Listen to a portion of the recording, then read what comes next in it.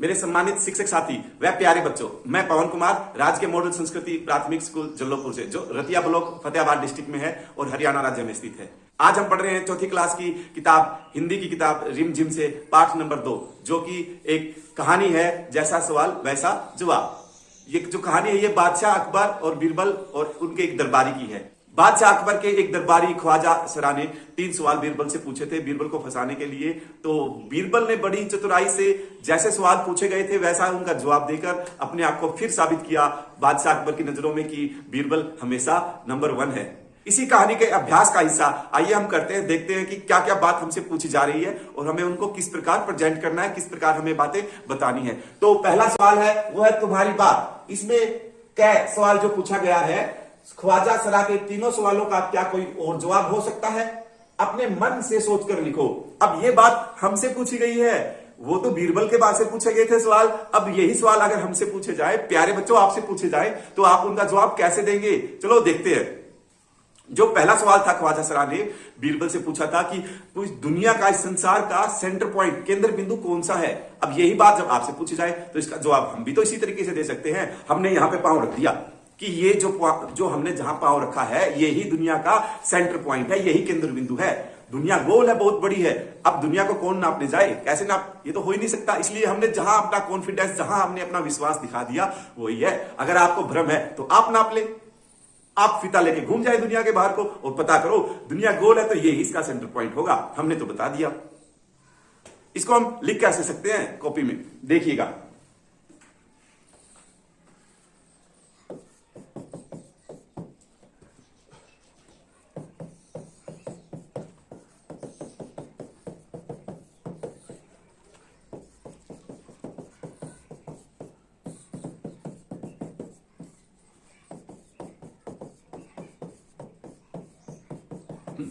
जहां आप खड़े हैं यही संसार का केंद्र है। बस हमने इसका जवाब दे दिया अपनी तरफ से। अब ख्वाजा सरा ने दूसरा प्रश्न बीरबल से पूछा था, वो था कि आसमान में सितारे कितने हैं, आसमान में कितने तारे हैं? अब आसमान में तो बहुत सारे तारे टिमटिमाते रहते हैं। अब इसका कैसे जवाब देंगे? जैसे बीरबल ने तो एक भेड़ के बालों के बारे में कहा था, तो हम इसका जवाब दे सकते हैं कि आपके सिर में जितने बाल हैं गिन लें इनको, उतने ही आसमान में सितारे हैं। अब कौन गिन सकता है? कोई नहीं गिन सकता, क्योंकि सवाल ही ऐसा है तो उसका जवाब भी हमें ऐसा ही देना पड़ेगा। लेकिन हाँ, जवाब में देखो कितनी गंभीरता है। जवाब भी देखो, जैसा सवाल है वैसा ही हमने जवाब दे दिया। उसके बाद इसको हम कैसे लिखेंगे देखिएगा।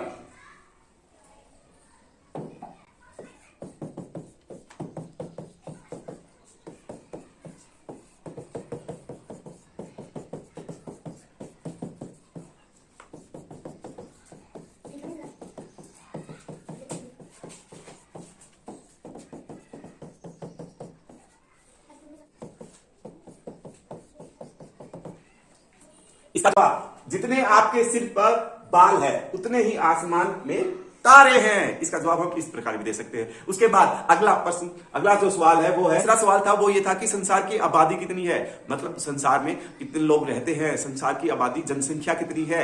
अब सवाल जैसे पूछा गया है, बीरबल ने उसका जवाब दिया था, वैसे ही हम इसका जवाब दे सकते हैं कि इसको सभी लोगों को एक जगह इकट्ठा किया जाए। अब आप इकट्ठा कर दो, गिन हम देंगे कितने हैं। आबादी तो पता ही नहीं चलती ना, किसी का जन्म होता है, किसी की मृत्यु होती है, तो जनसंख्या जो है, आदमी जो कम ज्यादा होते रहते हैं, तो ऐसे कैसे करेंगे, तो गिन ही नहीं सकते। लेकिन हम इसका जवाब इस तरीके से दे सकते हैं कि आप सभी लोगों को एक जगह इकट्ठा कर दो, हम उनको गिन के आपको आपकी बात का, आपके सवाल का जवाब दे देंगे। देखिएगा,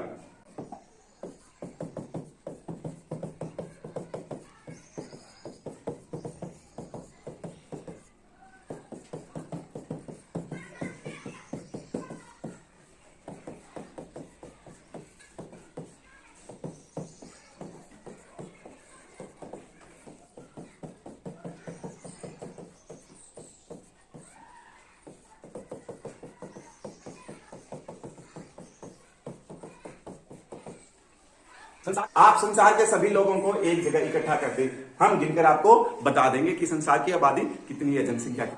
फिर अगला सवाल जो पूछा था, अगर तुम ख्वाजा सरा की जगह पर होते तो बीरबल को हराने के लिए कौन सा सवाल पूछते? अब आप अपनी बात बताओगे। प्यारे बच्चों आप बताओ, आप बीरबल से क्या बात पूछते? चलो मैं अपनी बता देता हूं। अरे हम कुछ भी पूछ सकते थे, जैसे हमारे गांव में कितने पेड़ हैं, हमारे गांव में कितनी बिल्लियां हैं, कितने कुत्ते हैं, कितनी गाय हैं, पूछ सकते हैं ना। कुछ भी जो भी हमारा मन करे हम पूछ सकते हैं। ऐसे ही आपकी सोचने की पावर होनी चाहिए। सोचा करो अपने दिमाग से खुल के, कुछ भी जो भी आपका मन करे। जब आपका नंबर आएगा तो आप कैसे पूछेंगे, कैसे बताएंगे? अपने दिमाग में ये बातें रखनी चाहिए हमेशा। तो मैं तो पूछता।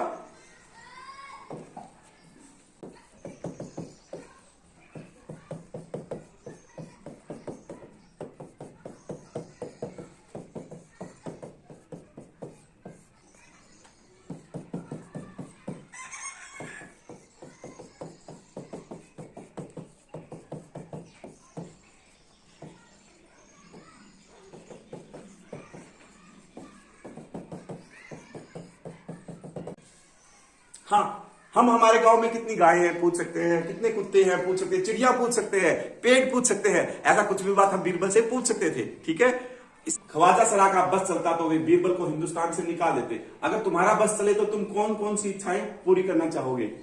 अगर हमारा बस चले तो हम क्या इच्छा मांगेंगे? हम होमवर्क, मिठाई, आइसक्रीम, जो भी हमारा मन करे, पैसे, दुकान, शोरूम, मॉल, अरे खिलौनों की दुकान। हाँ, जो भी हमारा मन करेगा हम मांगते हैं ना। हम तो कुछ भी मांग सकते हैं, हम बच्चे हैं। प्यारे बच्चों के मन में तो अलग अलग बातें आएंगी, बड़ी बड़ी बातें। हमारा देश तरक्की करे, हमारा देश आगे बढ़े, सुख समृद्धि रहे, सुख शांति रहे, सब ठीक रहे, कोई भूखा ना सोए। बहुत सारी बातें हैं छोटे बड़े बच्चों के बारे में। सबके मन में अलग अलग विचार, अलग अलग विश होगी जो आप अपनी पूरी करना चाहेंगे। तो हम ये भी लिख सकते हैं, हम तो बहुत सारे खिलौने चाहेंगे, है ना। उत्तर लिखेंगे हम बहुत सही खिलौने, पैसे, आइसक्रीम, ले सकते हैं। बस एक शब्द दिया है, बस बै और सै से मिलकर बना है। और इसका देखना बच्चों, ये कितना मैजिक करता है, कितना जादू करता है। ये जहां भी जिस वाक्य में जाएगा, हर वाक्य में अलग ही मतलब निकलेगा, अलग ही अर्थ आएगा इसका। देखते हैं, नीचे लिखे वाक्य पढ़ो। सबसे पहला वाक्य है, बस से जो बना है, मैं बस में बैठकर स्कूल जाती हूँ। ये तो वो वाली बस होगी जो चलती फिरती है, जिसमें हम बैठ के शहर जाते हैं, वो स्कूल में जाती है। उसके बाद ख्वाजा सरा का बस चलता तो वे बीरबल को निकाल देते। अब यहाँ जो बस चलता है, यहाँ उसकी हिम्मत की बात है। अगर उसका इच्छा होती, उसकी विश होती, अगर उसका बस चलता, अगर उसमें कुछ उसकी पावर होती तो वो उसको निकाल देता। यहाँ बस जो शब्द है उसका अलग अर्थ आया है। उसके बाद अगले वाक्य में, बस अब रुक जाओ, रुक जाओ, बस स्टॉप, स्टॉपिंग। अब यहाँ जो बस है उसका अलग अर्थ आया है। तो देखना, बस जो शब्द है उसका हर वाक्य में अलग अलग मतलब निकल रहा है। बस 2 दिन की बात है, मैं आ जाऊंगी। यहां पे मैम आपको कह रही है बस 2 दिन की बात है, 2 दिन की छुट्टी है, उसके बाद में वापस आ जाऊंगी। तो बस शब्द का अर्थ यहां अलग अलग है। तो देखना बच्चों, ये इतना मैजिकल वर्ड है कि हर बार जब भी हम इसको लिखते हैं इसका अलग ही मतलब निकल रहा है। ऐसे हिंदी में बहुत सारे शब्द ऐसे भी मिलेंगे जिनका हर वाक्य के साथ अलग अलग अर्थ निकलेगा। उसके बाद ऊपर लिखे वाक्य में बस शब्द के अर्थ अलग अलग हैं। अब इसी तरह चल शब्द से वाक्य बनाओ। अब हमें जैसे बस से वाक्य बना रखे हैं, वैसे हमें चल से, चल को संकेत दिए हमें, जैसे चल, चल, चल, चला, चले, चलना, चलती, चलो, ये संकेत दिए हैं। इनको यूज करके, इनका उपयोग करके हम कुछ वाक्य बनाने हैं। ठीक है, चलो देखते हैं, बनाते हैं। मेरे साथ चल, ठीक है क्या? उसके बाद दूसरा बनाते हैं।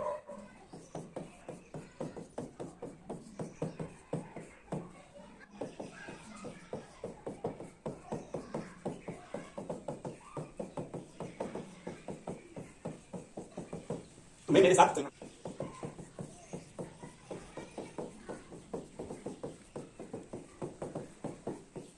तुम मेरे साथ,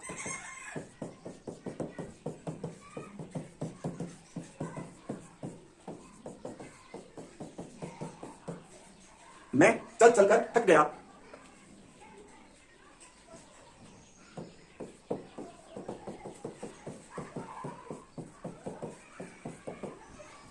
अब हम चलें तो देखा बच्चों, मेरे साथ चल, वह तो चला, तुम्हें मेरे साथ चलना है, तुम मेरे साथ चलो, मैं चल चलकर थक गया, अब हम चलें। तो इस तरीके से आप वाक्य बना सकते हैं।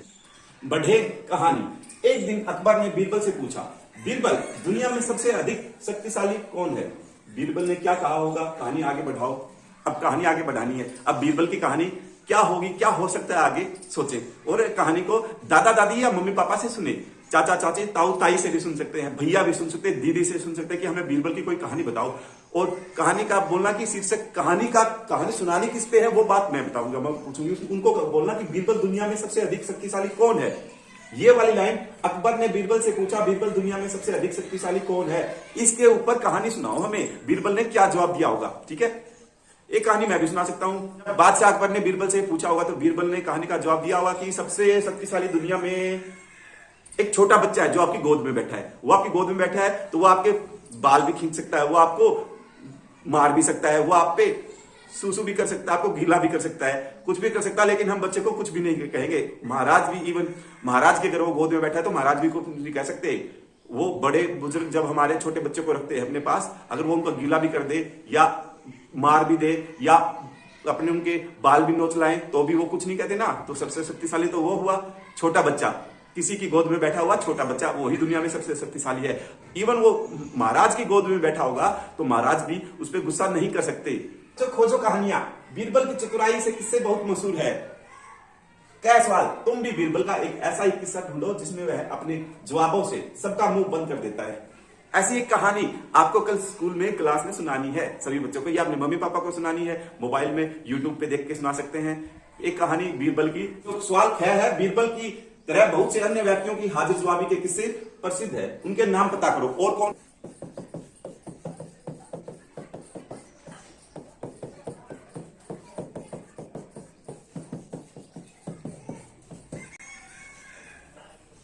तेलानीराम और चाचा चौधरी है, उनके दिमाग भी कंप्यूटर से तेज चलते थे, हाजिर जवाबी में वो भी परफेक्ट थे। तो आप ऐसे ही कुछ नाम मम्मी पापा से पूछ सकते हो, दादा दादी से भी पूछ सकते हैं कि हाजिर जवाबी में और मम्मी पापा कौन कहानी सुनाओ हमें ऐसी जिनमें हाजिर जवाबी ऐसे गजब की हो। तो दादा दादी आपको इतनी अच्छी अच्छी कहानियां सुना सकते हैं। पूछना, आज शाम को सोते हो दादा दादी, नाना नानी, मम्मी पापा, चाचा चाची, ताऊ ताई से ये कहानी जरूर सुनना। उसके बाद देखते हैं नीचे लिखे शब्दों की जगह और कौन कौन सा शब्द इस्तेमाल हो सकता है। खाली जगह में लिखो बुद्धिमान। बुद्धिमान के लिए चतुर होता है बुद्धिमानी। ठीक है, बुद्धिमान क्या होता है? चतुर। अभिमानी घमंड, अभिमान के लिए घमंड होता है। ठीक है, और संसार के लिए सही दुनिया। मूर्ख के लिए पागल या बेवकूफ। विश्वास के लिए और कोशिश के लिए प्रयत्न। इन शब्दों के लिए हम इस तरीके से बुद्धिमान के लिए चतुर, अभिमान के लिए घमंड, संसार के लिए दुनिया, मूर्ख के लिए पागल या बेवकूफ, विश्वास के लिए भरोसा और कोशिश के लिए प्रयत्न, ऐसे शब्दों का हम इस्तेमाल कर सकते हैं। उसके बाद देखिए नीचे लिखे मुहावरों का इस्तेमाल तुम कब कब कर सकते हो, आपस में चर्चा करो। अब इनका इस्तेमाल वाक्य में इस्तेमाल भी करें। नाक बों सिकोड़ना और एक अर्थ है कोई बात पसंद ना होना, और कलई खुलना का मतलब किसी का भेद खुलना, किसी का राज पता चलना, किसी की छिपी हुई बात का हमें पता चल जाना। इसको कैसे लिखेंगे, वाक्य में कैसे बदलेंगे? नाक बो सिकोड़ना का वाक्य में बदलेंगे। जब सुनील को कहीं बाहर जाना होता है तो वो नाक बो सिकोड़ने लगता है, नहीं नहीं मुझे तो नहीं जाना, ऐसे करने है ना। तो उसके बाद कलई खुलना, जब सुनील की कलई खुली तो वहां से चला गया।